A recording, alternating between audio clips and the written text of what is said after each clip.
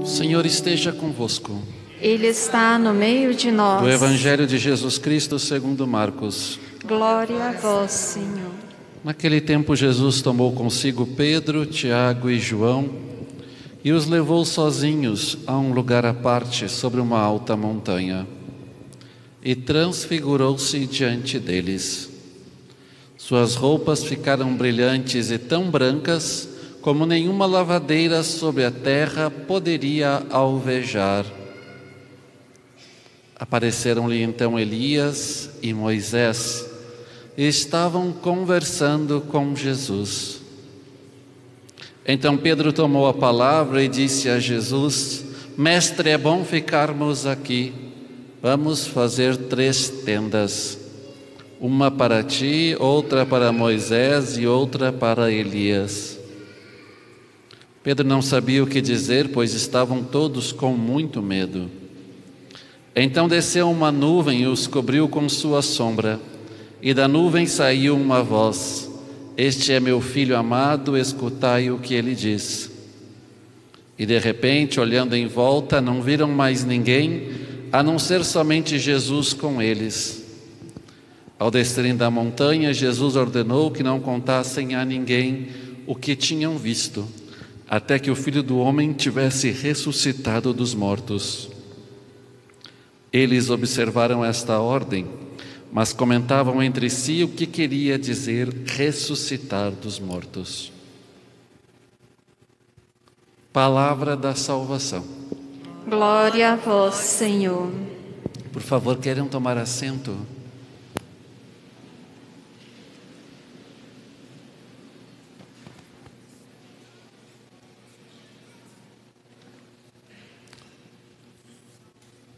Se nós fizermos memória à história de Abraão, Abraão estava em Ur, não tinha terra, não tinha filho, não era ninguém.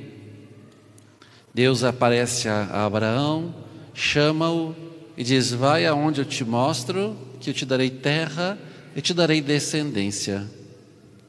Deus se manifesta a ele, ele se coloca a caminho, tantas vezes duvida, porém não para de caminhar. Deus lhe concede então o que lhe fora prometido e nasce Isaque. Deus mais uma vez aparece a Abraão e diz: sobe na montanha e sacrifica o teu filho, como nós escutamos hoje. Abraão, pensando assim: bom, Deus vai resolver meu problema. Vou subir na montanha, sacrifico o meu filho, e Deus tem poder de ressuscitá-lo. E confiando nisso, ele confia, mas confia que Deus fará segundo o seu critério, a sua maneira.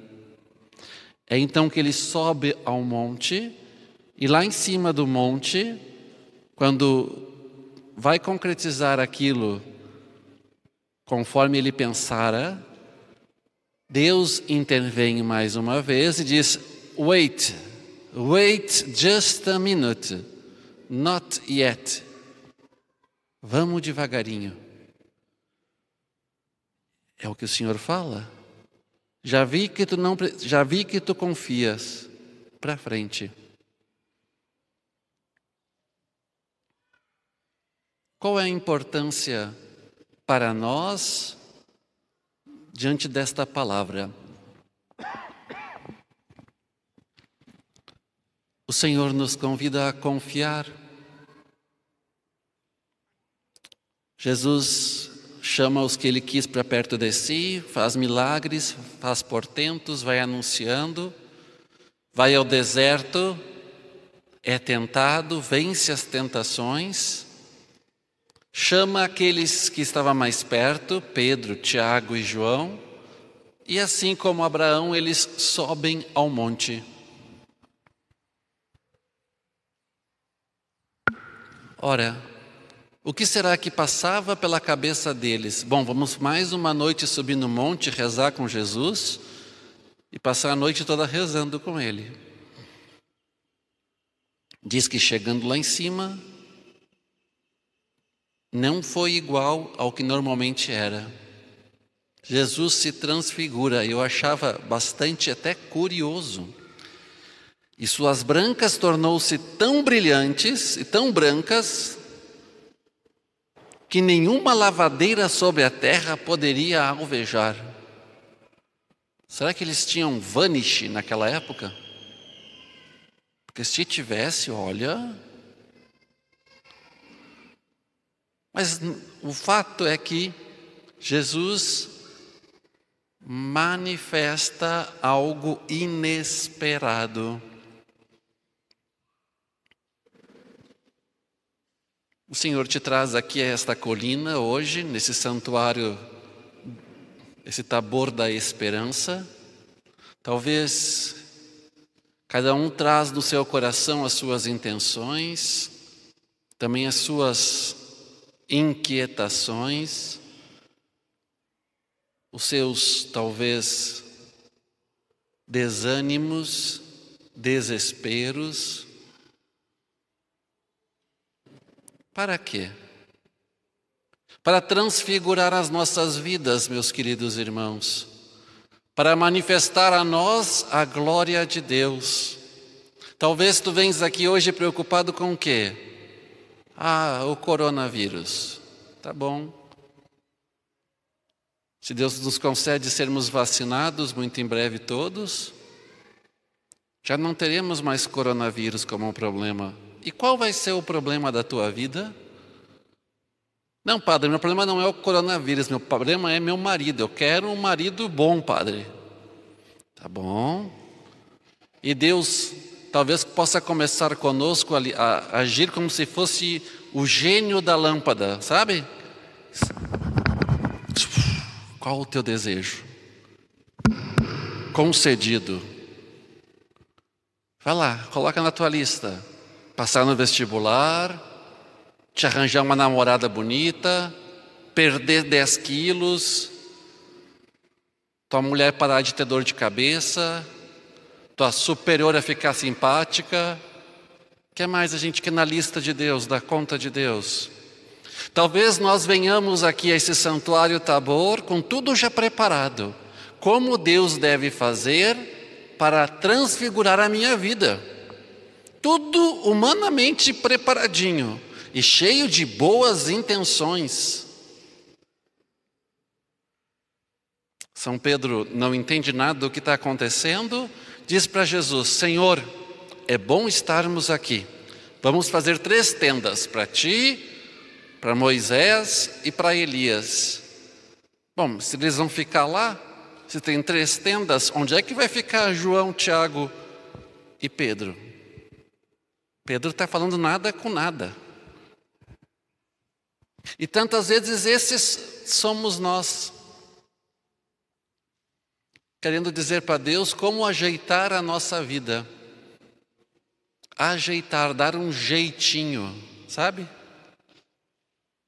Sabe o que o Senhor quer fazer com a tua vida? Ele não quer te dar um jeitinho. Ele quer fazer a tua vida outra, transfigurada, que resplandeça a sua graça e a sua glória, que possa no meio das vicissitudes, dos trabalhos, dos cansaços, dos fracassos, poder manifestar a glória do Senhor. O Senhor não precisa de gente perfeita, porque se quisesse gente perfeita, não traria vocês aqui esse santuário, mas os anjos, porque os anjos já não precisam conversão, já não precisam da graça e da misericórdia de Deus, que já vivem na presença de Deus. Deus precisa de ti hoje, com um coração aberto, desejoso de mudança, mas desejoso de fazer a vontade de Deus. Qual é a vontade de Deus para ti hoje? Que possas tu falar aquilo que Deus realizou. Não como tu pensas que é o ideal, o ajeitado, mas como Ele quer. Irmão, irmã, Deus é muito mais criativo do que nós, hein? Muito melhor. E não é um problema termos projetos, não é um problema termos sonhos e ideais, mas sim é um problema termos e não apresentá-los a Deus. dizendo: Senhor, como tu queres. Ah, sim, isso é o problema. Os discípulos viram a glória se manifestar naquele Tabor. Talvez hoje vens aqui, neste lugar que é um lugar de graças, contemplas nesse lugar de graças a acolhida, o Senhor que vem te acolher, te transformar. E os discípulos voltam coçando a cabeça dizendo: o que é ressuscitar dos mortos? Percebem que os discípulos até aqui não entenderam muita coisa.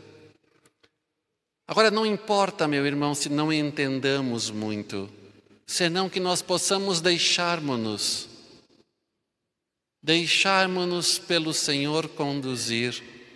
Como é difícil ser dócil ao Senhor.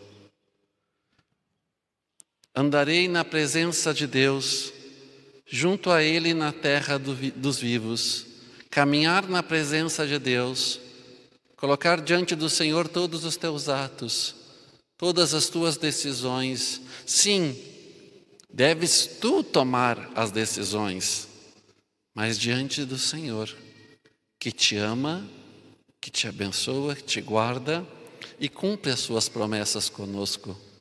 E é por isso que podemos, confiando, dizer: Senhor, quem será contra nós? Como já dizia São Paulo aos Romanos, quem será? Se Cristo por nós deu a vida, se Cristo por nós transfigurou, se Cristo por nós esta tarde mais uma vez transfigura o pão e o vinho na forma do corpo e do sangue para mim e para ti, porque somos muito bons e muito perfeitos? Seguramente não. Mas porque somos aqueles que se colocam diante do Senhor e rogam: Senhor, ajuda-me, vem na minha pobreza, vem fazer nova em mim todas as coisas. Que nossa vida transfigure no seu amor, manifestando a Cristo presente no meio de nós.